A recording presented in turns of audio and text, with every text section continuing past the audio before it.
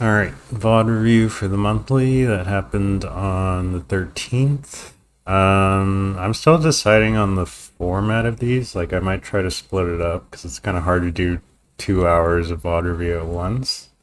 Maybe I'll split it into pools and into top 8, and then that way I can give more focus and energy to each match. But for now, we'll just start recording and see how it goes. Gonna turn it down a little bit. So first is Ripple versus Zool. Zool visiting from South Florida. So a lot of players, I feel like, at the Central Florida local, this might be a matchup they don't know as well, I think, because there aren't too many Platinum players. And in general, I think Platinum can get really tricky if you don't know what you're doing against her. The main thing that you want to do is look at her items. In this case, in the bottom right there.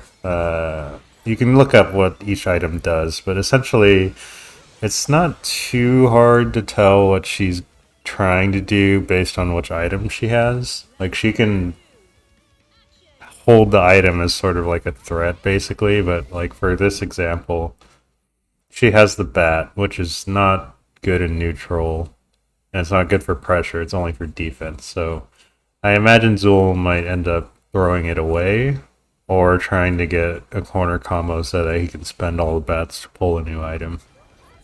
So we'll see what ends up happening. Platinum on her own, there you go, you saw her throw it away for the cat hammer for neutral. Platinum without items still has some decent buttons. They're a little unreliable, but things like 5B and JC are still solid poke tools. But yeah, in general, I think S generally, that should be a kill, actually, I think. Oh. Good OD. In general, I think S definitely has the advantage here. Or generally, like, she has the buttons in terms of range and speed to kind of threaten Platinum trying to set up with items and such, but Zool's a pretty strong player, so.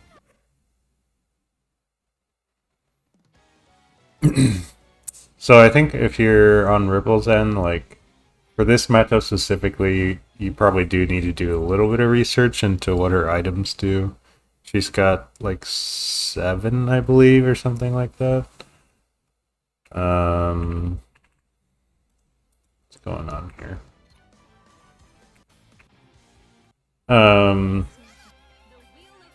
But basically, you can you either stop her from pulling the items and cycling them, or you can kind of zone her still. Like, yes, she has ways around fireballs, but like, in general, your fireball game is much stronger than what you can usually deal with. You just have to be pretty careful with how you use them. Specifically when she has the cat hammer, I really like to sort of play more passive, because like, the cat hammer on itself doesn't really start any sort of meaningful pressure without meter. So she's basically just using it to fish for counter hits and whiffs. So, like, lots of jump. No, you don't have to jump barrier, but like, blocking the hammer is totally fine for the most part.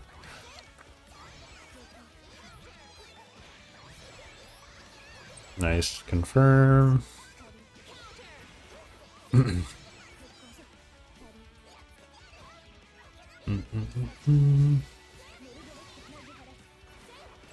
Yeah, I was gonna say, I think in general, playstyle, Zool is a very active player, so he doesn't usually wait around for much. Damn it, this guy. But we'll probably get more into his matches later, because I believe he'll have some more later. Yeah, unfortunately, kind of like mismatch in terms of experience with the game, but that always happens in round ones, for sure. So Beanibee versus Tanara. This should be a little interesting.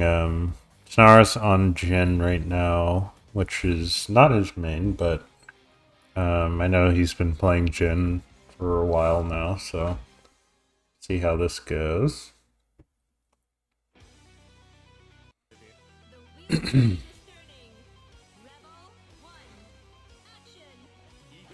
And, you know, I think Jin is generally a better character for sure, but it's not to the point, like, these are both still fairly standard characters, so it's not to the point where there's like a big disparity in matchup. It's not like a Tiger versus a Rachel or anything like that, right? Even though their places on the tier list are pretty far apart. Nice safe jump, bait on the DP. Good instant block there to get out. Okay. I'm not going to critique the combos too much because obviously this is not Tanara's main, so. Okay, I like it. It was a good BDP there. You know, you throw fireballs to try and like get them to approach carelessly, and then you hit the anti-air there. It is a little more scary against Terami with meter, but it didn't end up mattering too much. This does end up killing. So not a bad game plan from Tanara, it's just that the hits aren't meaningful enough yet, so. I think...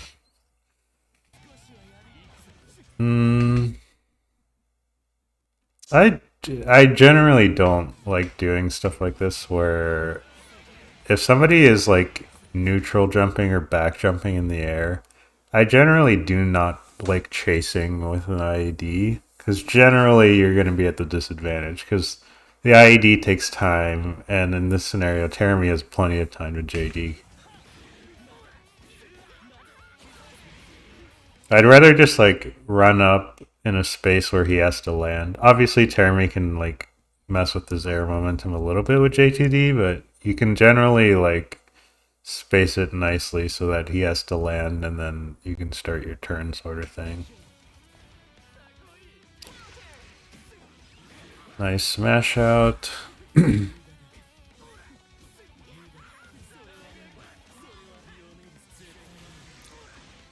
Okay, yeah. Not bad. If you're beanibee, I actually think that string was fine.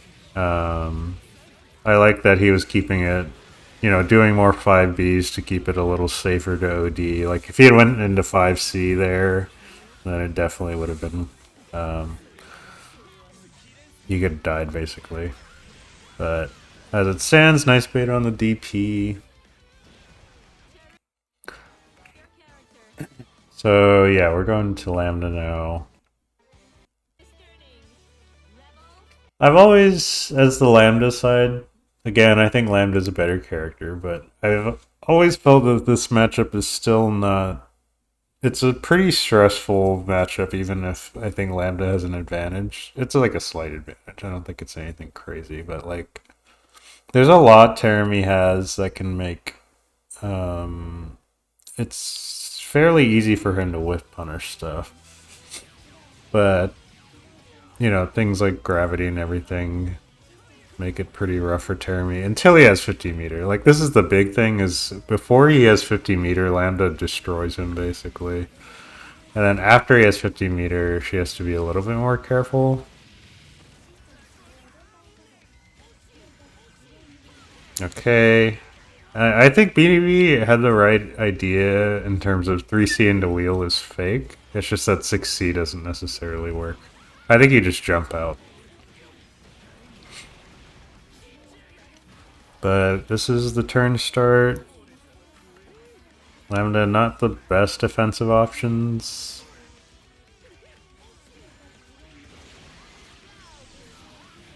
Okay, can't kill here, but... Oh no, back roll. Okay, yeah. I don't think that was actually intended to Oki. I think it was The height on the 6C was really low, so it ended up not comboing, but it ends up working out for Tenara. A little too high on that 6A, but this should get the corner. Yeah, it's drop combo, it's fine. You're still in a great position. Nice. Solid from beanibee to get out of that. Oh.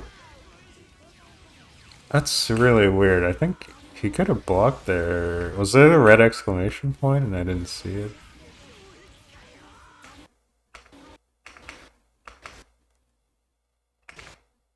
I think it might have, but for future reference, that super is an overhead.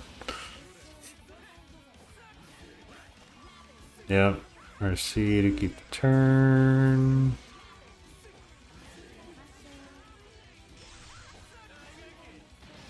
Nice tech. I think if you're beanibee there, like, I don't mind the throw. I think here you hold position. Like, this is something I talked about with 9 before in one of my VOD reviews, but a lot of these zoners, especially, well, 9's a little bit different, but Lambda does not like being in this spacing, really, so she probably wants to get out as fast as possible. So I think if you just stand your ground here, you have a pretty easy 6A angle. I think especially with Terami's anti-air being so fast, like being reactive there is pretty good. Really nice 2A to get under that J2D. And beanibee is switching to Mu 12, which I think this matchup popped up with Fishman Tishman, I believe, in the weekly. Where I talked a little bit about how I think Mu 12, again, generally a better character, but it can be a little bit tough for her to set up her normal stuff with Lambda's swords. That's gonna hurt.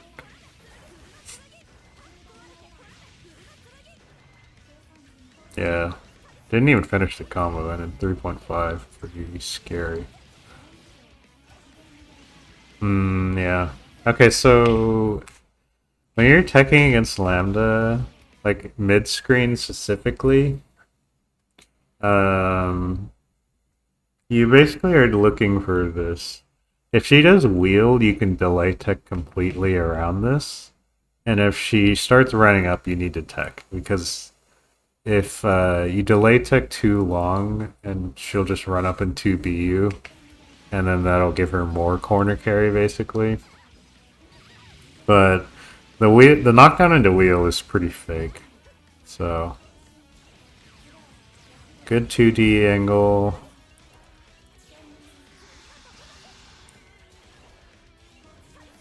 Yeah, I think it looks like beanibee is not quite familiar with defending against Lambda and the angles against her swords.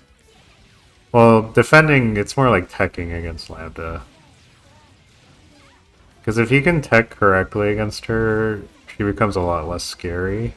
And if you know the angles her swords come at, like right here, the angle that he's at is like literally a perfect 2D angle for Lambda, so what you want is like an angle where her 6D is too low and the 2D is too high sort of thing. Or you go all the way above 2D, but as it stands, the angle that he's setting up in is right where 2D hits.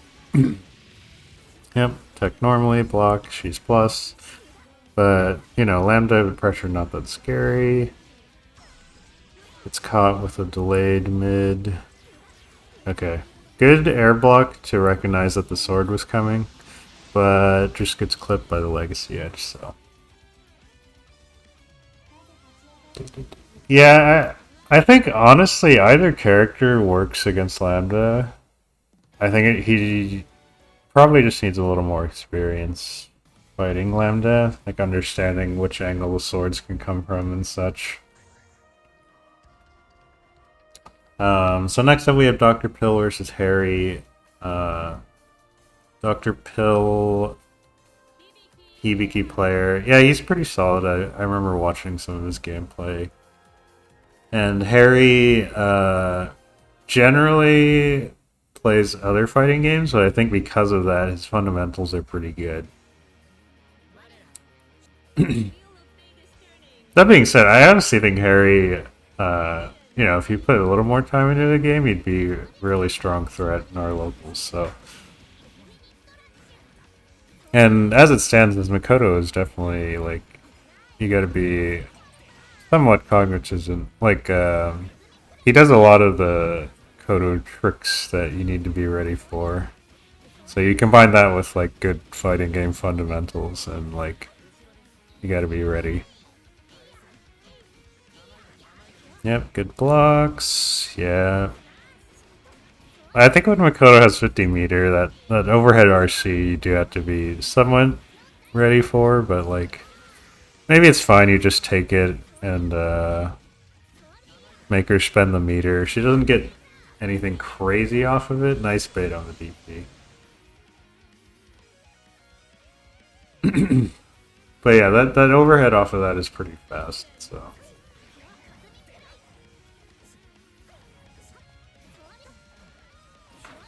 So I think one thing that I would like to see more of in general is I don't really like jump back air dash forward, which is what actually both players end up doing here.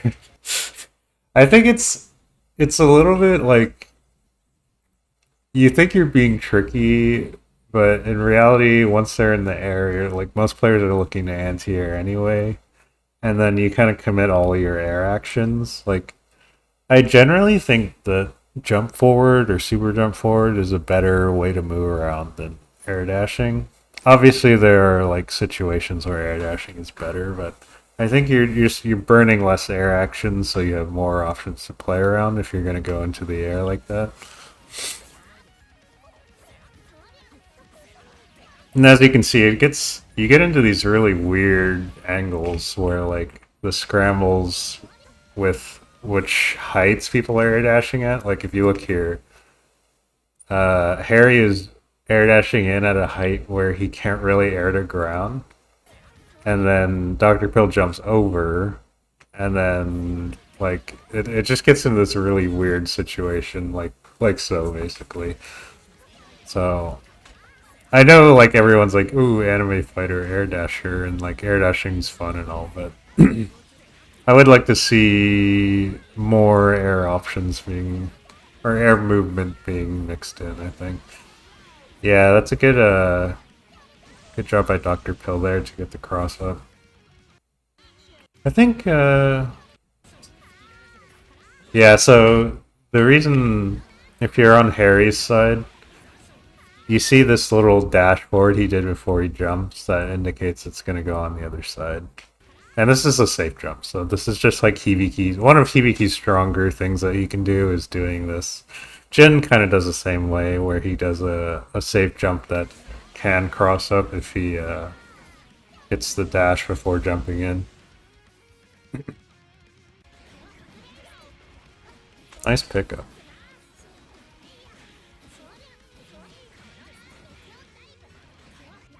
Okay, trying to bait DP there. Still has to hold this.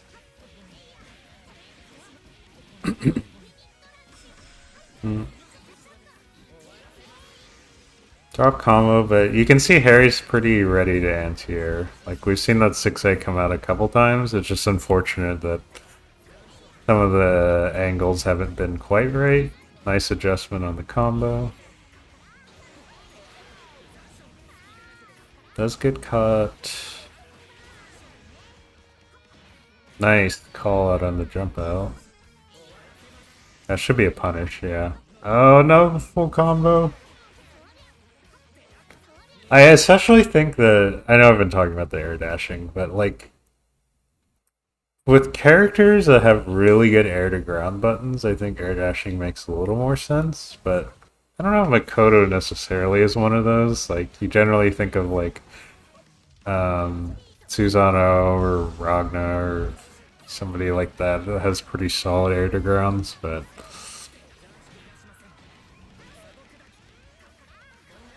yeah, Bates DP but no punish because Makoto's DP flies there forward pretty far, so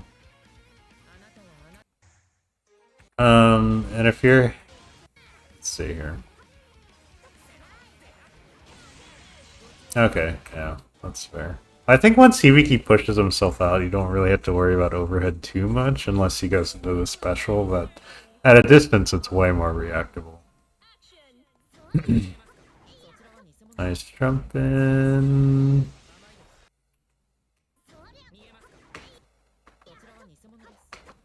So yeah, he's jumping in with JA, which is a little weird. I think the first, this is fine. The rising J here, A here is also fine, just to check air option. But here, I think you gotta press something that's not JA. That's a little unfortunate. But not the most lost, I think.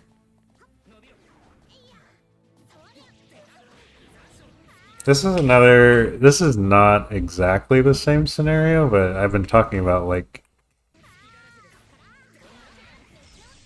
right here.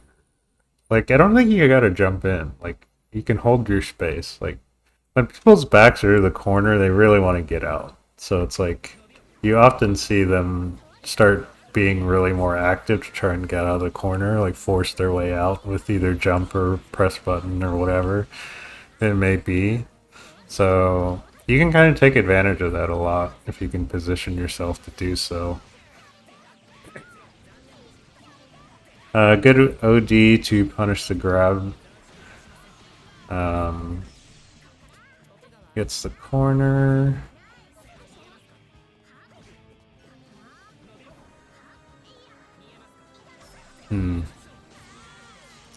Yeah, I think Makoto unfortunately doesn't have the greatest air game, so like being in the air so much is not helping her too much, really, in my opinion. That was a good call out. Gets the jump in, counter hit, not sure what on, but take this combo. Yeah, both players are respecting the DP option a lot right now.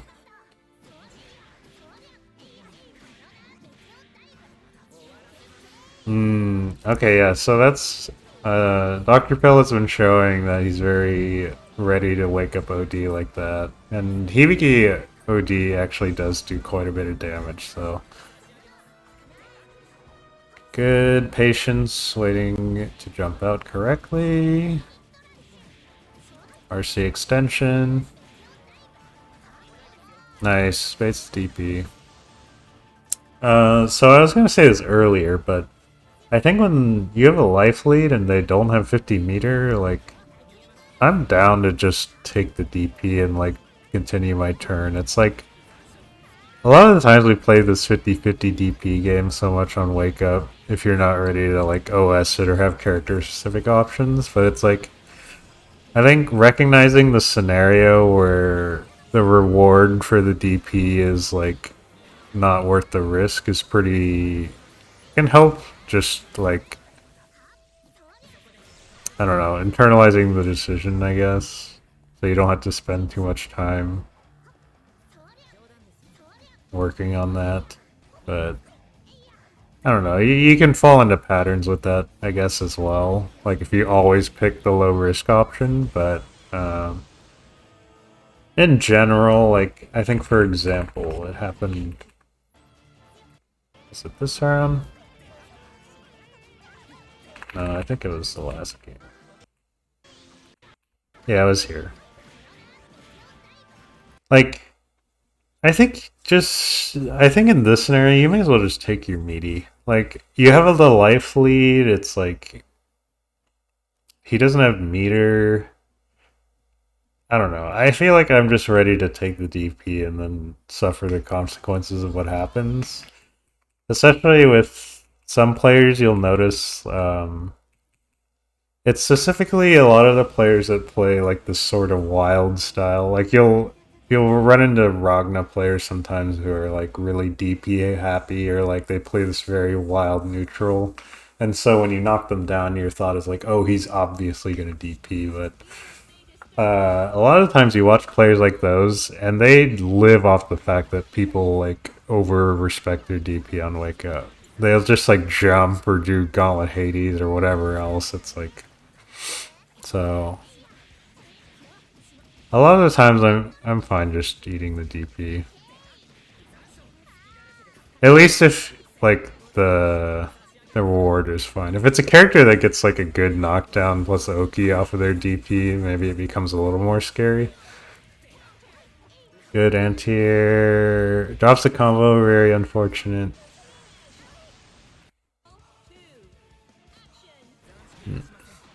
Fall out by Dr. Pill, very nice.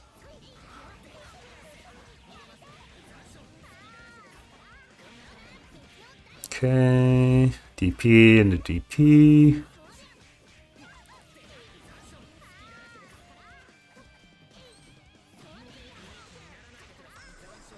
Yeah, I guess that's the downside. Dr. Pill respecting the DP there, and then Harri just takes his turn on Wake Up, which obviously shouldn't happen, but...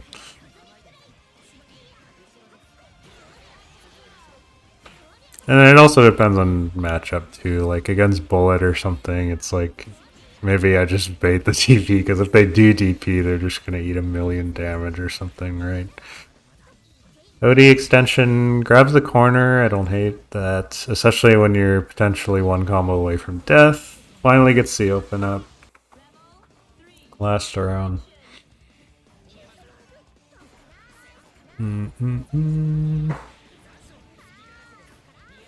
Yeah.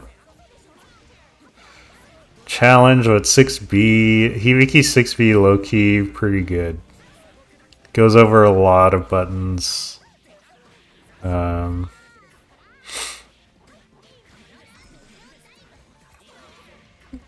Nice. DPRC on both sides. I like it. Nice pickup. Almost. Yeah.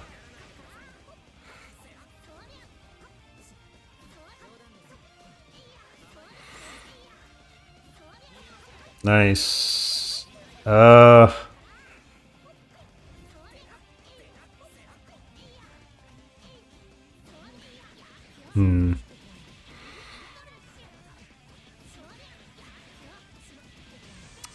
There it is, yeah.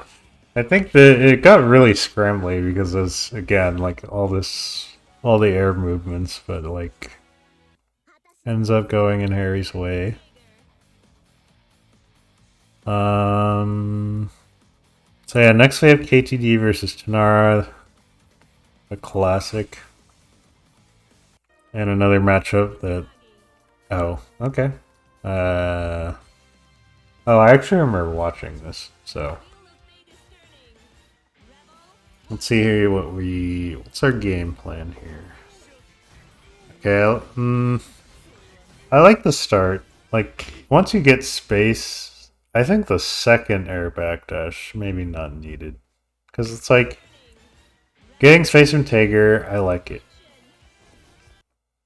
Here, I think you could technically hit him low. It's kind of risky, I guess, but I would have been fine with neutral jump here.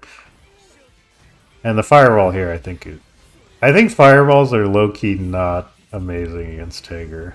It's like he's got ways he can just armor charge through it with Spark Bolt charge. And you'd rather be ready to punish what he's doing. Like, so I think unfortunately KGD,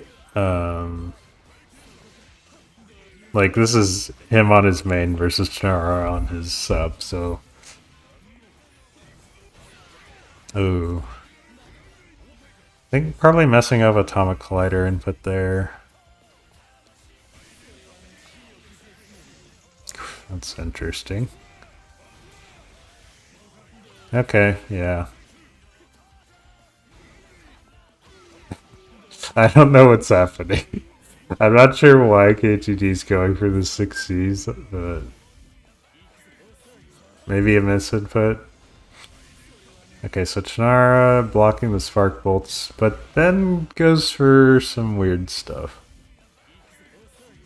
So I think this is important.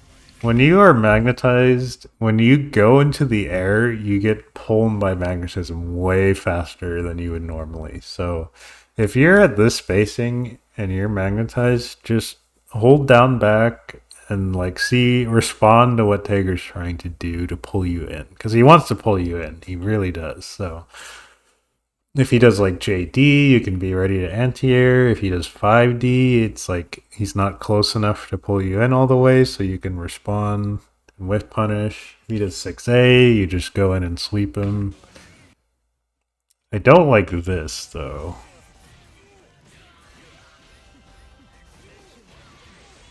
Because even, let's say full screen, let's say he didn't get pulled in for some reason. It's like, you snowflake at full screen, and then what? Like, Tager's not going to be anywhere near you for the snowflake to work, right?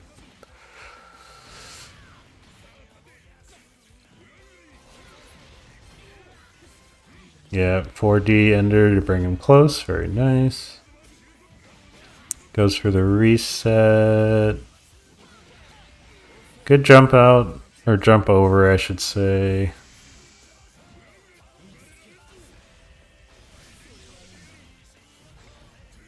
Stay on the ground. I think people forget, like, the only reason people like going into the air is like good, quote unquote, against Tager is because you're trying to get out of his air, like his command grabs. But like in general, I think it's better to be on the ground against Tager so you're ready to respond, right? So yeah, we're going back to Lambda. This matchup is easy to get complacent in, because while I think Lambda has a massive advantage, it's very easy for you to like carelessly throw a sword. So this is good, set up gravity. Wheeloki I don't like against Tager for the reason that you just saw. Oh my god, I'm getting so nervous with like getting in the air with this. Yep, okay. Yeah, great. That's really risky, but we'll take it. Oh.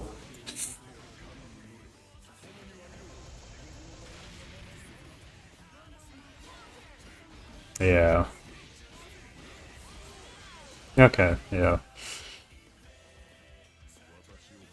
I think this is a general thing with Tiger is like you just be less active. Like I think he's not like you throwing a sword at him is like what are you actually stopping him from doing? It's not like he's like rushing in to kill you, like he can't move that fast, you know? Not sure what's happening there. 2D. Alright. Okay, good cross up. I like that. Yes, there you go. Perfect. That's what I want to see. Okay, blocks it. 3C. That's fine too.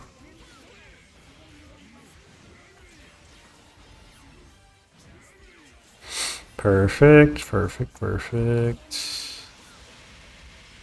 Yep.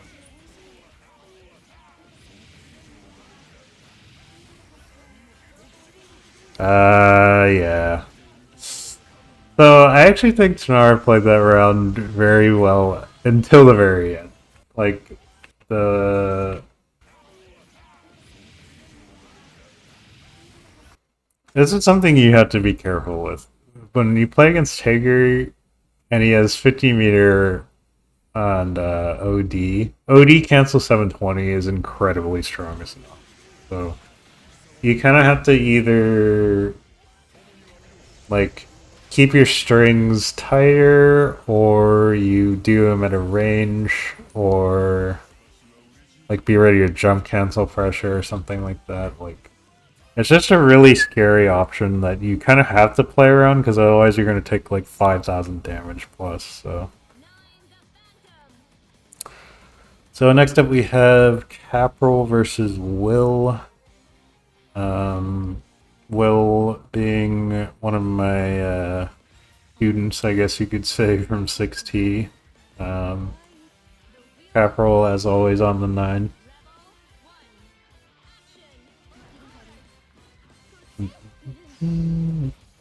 Okay, pretty good start from Will.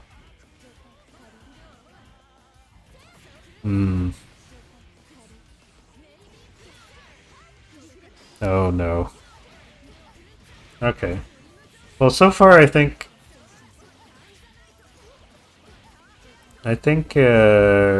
nice cross up, very nice. Okay, yeah, that works out. I think if you're the S side of this, you don't really have to go in so hard. Like, well, going in is fine. It's like the way that Will is going in, which is that, like the same angle every single time sort of thing. Yeah.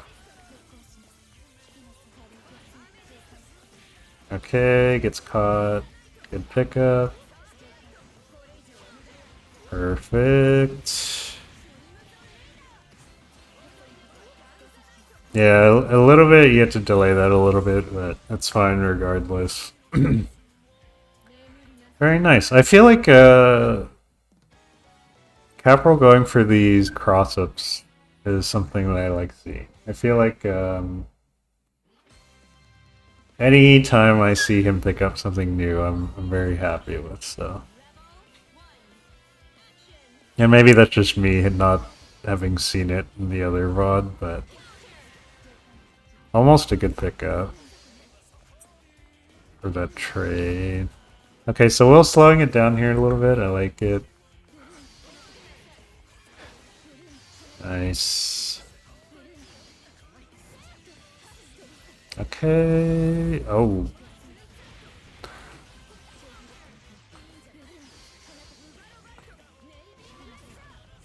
Okay.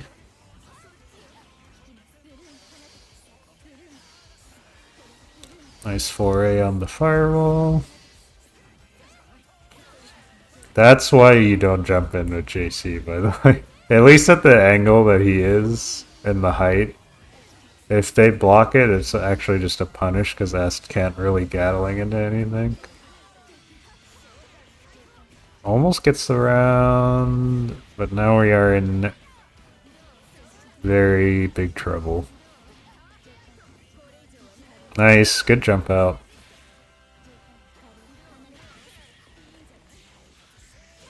Nice, very nice. And if you're Kapral, I think that's why I don't go for the cross-up every single time, is because pretty easy to jump out of sort of thing. But it's really strong on people who have been showing delay tech every single time. So, nice punish. Recognizing it's not the... That's going to side swap, yeah. Recognizing that's not the charged version.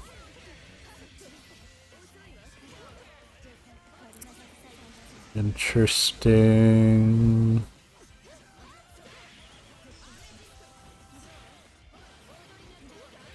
Okay. Yeah, I think if I'm Will, I would really like to see...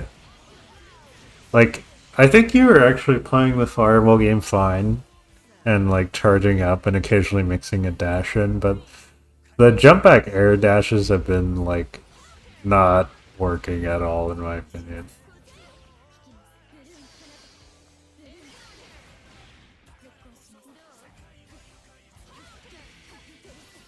I mean, I guess it did just work right there, but...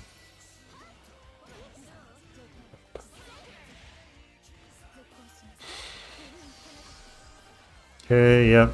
Just avoid the fireball. Yeah, fireball too close like that can get punished.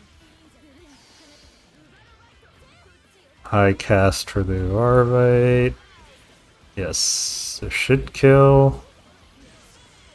Very nice. It's pretty good, honestly. Will, I think, showed some stuff there for sure. So yeah, this is winner's quarters final. Ereth versus Harri. I think the names are swapped, but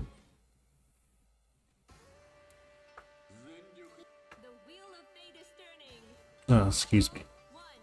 Okay, so counter on round start. Yeah, Ereth not respecting DP, just going straight into the 2B. And you know, on Hakumen it makes sense, because like the eating the DP there is, or not eating the DP, getting your DP blocked, like so, will just instantly kill you against Hakumen a lot of the time, so seems like Harri a little more hesitant to DP.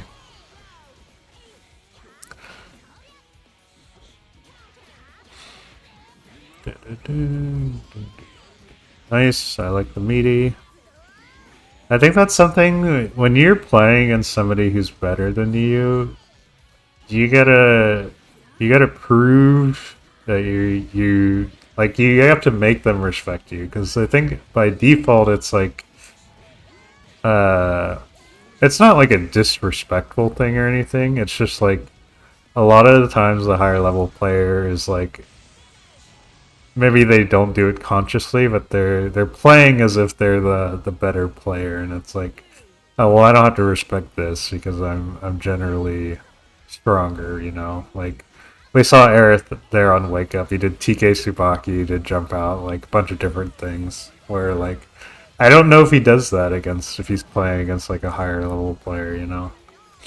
So I like, that's why I was like, very nice meaty from Harri, because it's like showing that he's not afraid to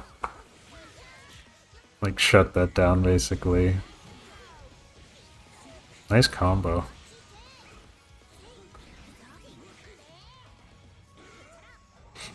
Yeah.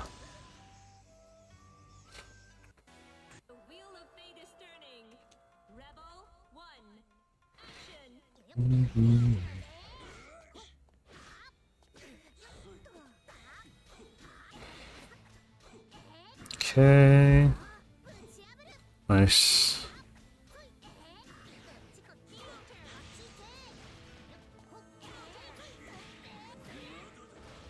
Okay, good grab.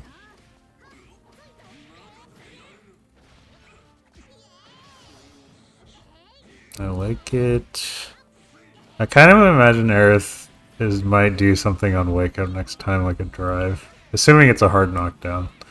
Let's see. Okay, he did OD, yeah. I was gonna say Harri has been meatying him a lot, which I like. So I think Ereth has probably noticed this and is like, okay, I'm gonna go for something big now.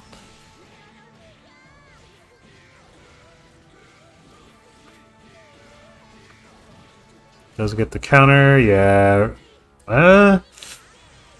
Weird. Punish. I feel like he could have just done Kishu Enma into a kill, but I guess by habit he did that last time, maybe to get the side swap combo.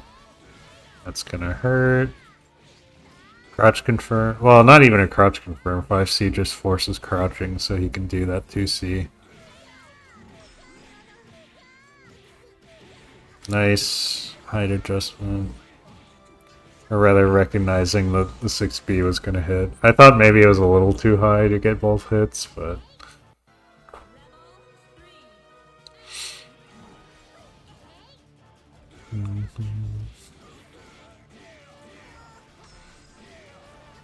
Yeah, this matchup, like, the range advantage is so apparent. Not quite getting the drop-down combo. Blocks the overhead.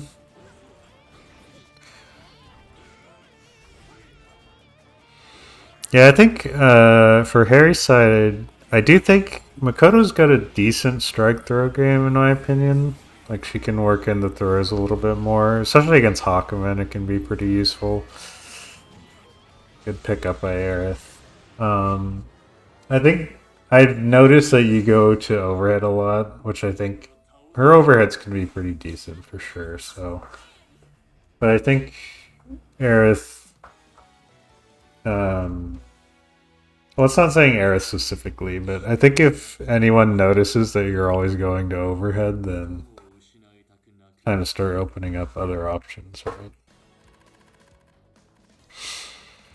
So this is Crouton versus Kaidivh.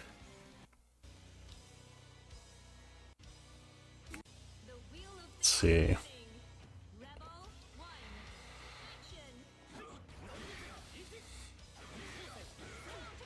Nice. Jump back J2A. Classic.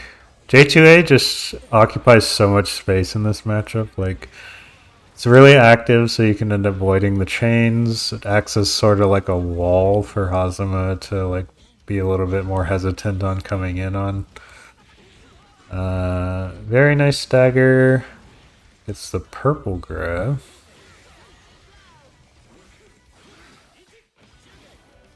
Yeah, that's a classic. I think, so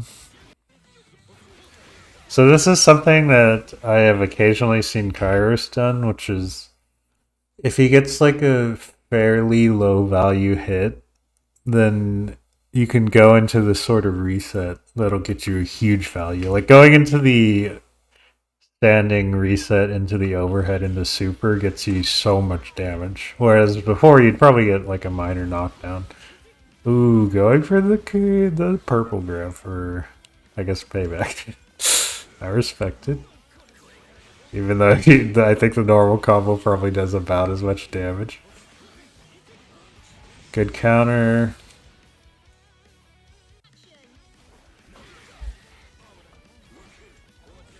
Yeah, I think this matchup can be a little tough on the Hazama side. Like, you have to be really intentional with neutral and in pressure. Like, him being able to void your chains and also use drives against your stagger or your stance stuff can be tough. To change your game plan so much, basically.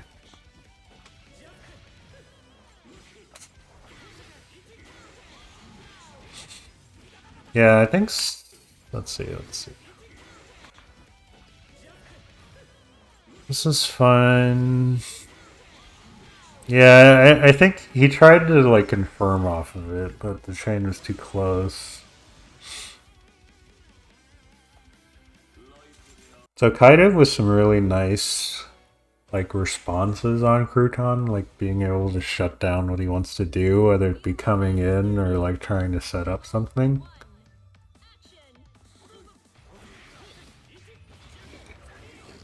Going for the knockdown.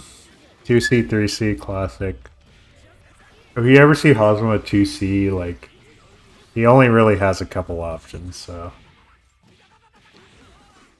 that is one of them. That's probably the main thing. Like, I don't ever see Hazamas go into 2C otherwise, really. Nice. I like the pressure so far. Good J2A. Forces the burst.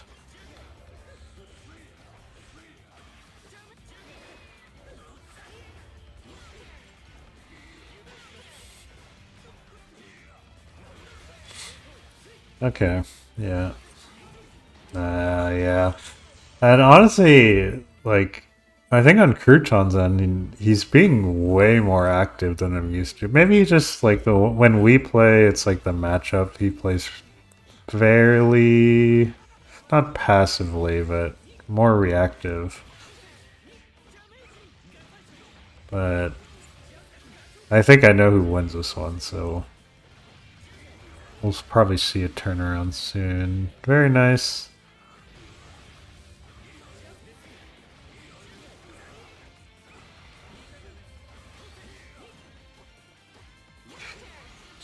Okay. Manages to trade his way out. Gets the Zontets.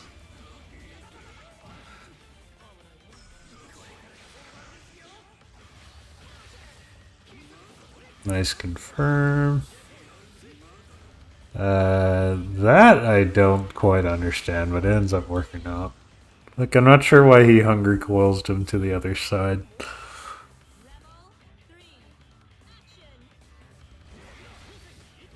For what I assume is a worse knockdown as well. Okay, so Kaidivh going for the hard grab tech there. If you guys do not know the Thoros, I highly recommend learning it. I know some players are going to be like, oh, you're going to get TRM'd a lot. But I think it's just...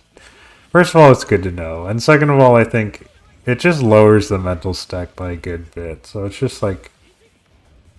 It's good to use.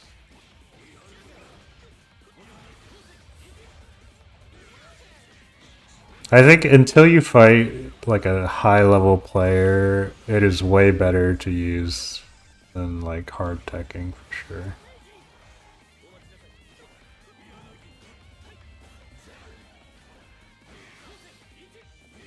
Okay. Spacing pretty well. That should be a kill. I think just a unfortunate like scenario that happens sometimes where both players whiff and then they're like, okay, well, I don't know what to do now. And sometimes people, you just come out on top and scramble. And that's basically what happened for Crouton there.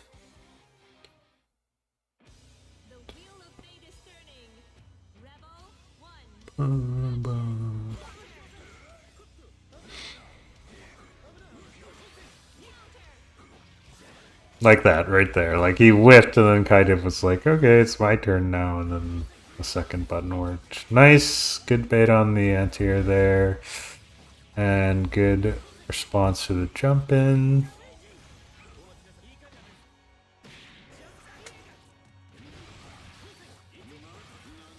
Drops it. It's mostly fine.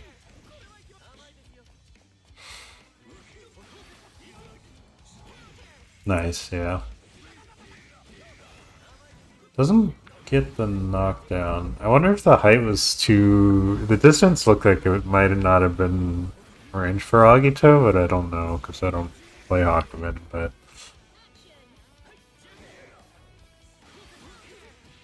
Yeah.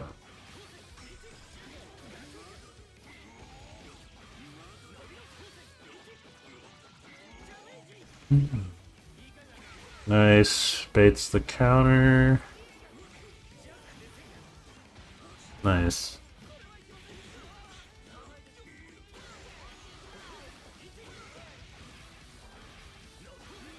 Messes up the hungry coils. Air stalls with Ranka. Or was it Ranka? I don't remember which one it is, but it's interesting. Good punish, yeah, and that should be it. So, honestly, Kaidivh looked really in control the first, like, almost to the end of the set, and then Crouton just kind of won, like, all the rounds in a row type of thing, so... I think pretty good adjustment from Crouton to be a little bit more... Actually, I don't even know if he played more passively, but it just felt like he was, like... At a certain point, he locked in and stopped getting, like... running into counter hits and stuff like that. And coming out on top of scrambles too helps, so. Alright, me versus Mina.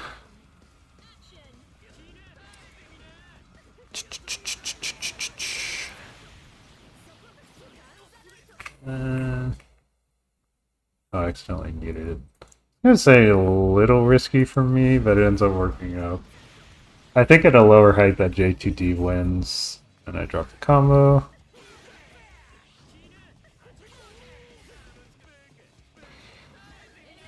So yeah, I think that this is a little hard for... Oh, it's hard. It's a bad match. However, I do think there are ways Teramis can combat it, sort of thing.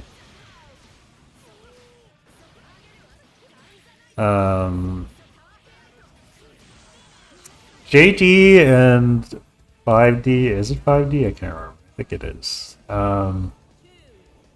They're not bad against 9, but it's kind of hard to use them in your normal way, I think. You kind of have to use it to... It's basically used to, like, punish her coming out of teleport at a range. 'Cause, you know, otherwise Termi doesn't have range for that. I remember this around. Yeah. I just get absolutely rolled in the corner.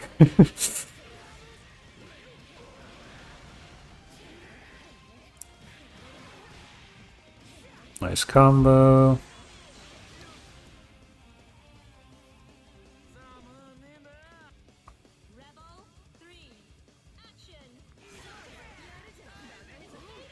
Ooh.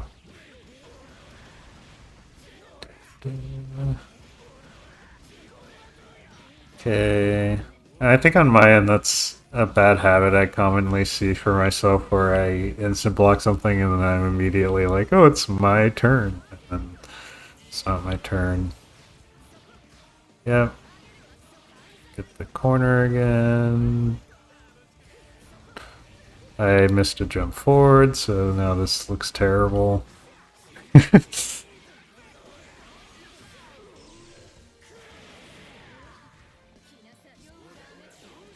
Yeah, EA. Yeah. I like it. Roll back there, really nice.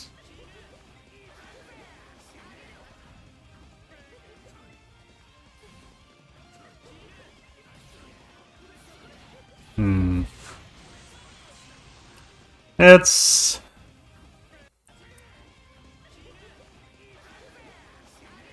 I think this is all fine. Like, Mina's basically holding her space. It just happens that it get clipped. I think this JB is the issue. Which, don't tell me it comes from jump back air dash. No, it was just an instant air dash. Yeah, I don't know, it's hard to say, because I don't blame them for going for this, because it's a little weird for 9 to just sort of jump all the way in J2B like this, but this is a decent way for 9 to cover her approach, kinda. Unless Termi was, like, on the ground and ready to anti-air. Which I think when I did this, I think they were already in the air, right? Yeah, so... Well, yes, they had landed here, so it was technically punishable. But I think I did that in response to seeing Mina in the air. Which, you know, slow reaction on my part, because they had already landed, basically, but... That's kind of the thought process. And then once you get tagged with J2B, it's like... You're pretty much teching in the air, and then 9 gets to enforce her will on you. Not that she has really scary air strings, but she can set up a spell for sure. Dropped it.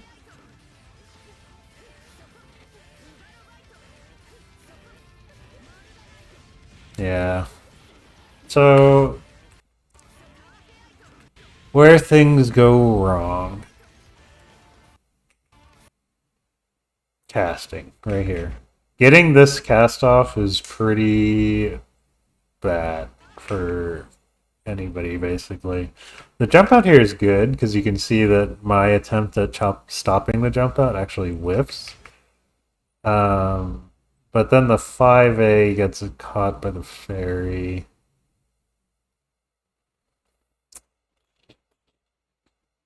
I think maybe... it's hard to say. Maybe the jump out, not the play. Like, stay on the ground here and then 6A, I think. Yeah, that's probably the play. So this too, like,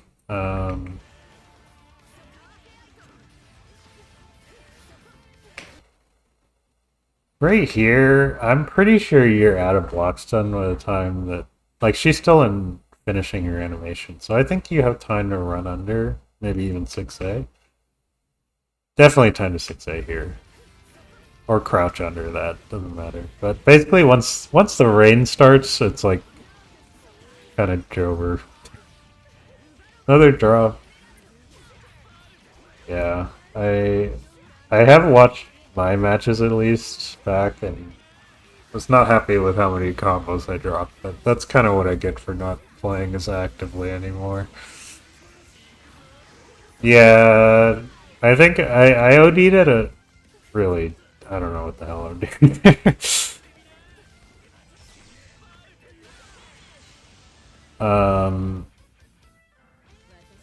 God, I don't even remember what I was gonna say because I got so pissed at seeing myself do that. Okay.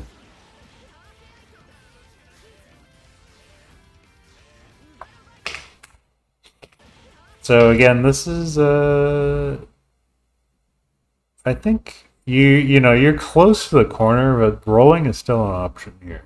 Like 9 still can't chase it super well. Roll back definitely gets you out of this. Or if she jumps forward, then you roll forward, but I hadn't been showing that really. Can't combo that because of the rain. Yeah. Da-da. Good 6A. Can't quite get that because of the distance.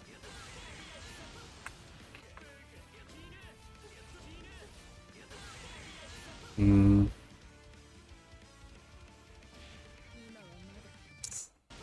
It's hard to say. Like a lot of this part right here is like I think you're trying to bait me into something, but it's like I'm so far away. Like what am I gonna get baited into? And then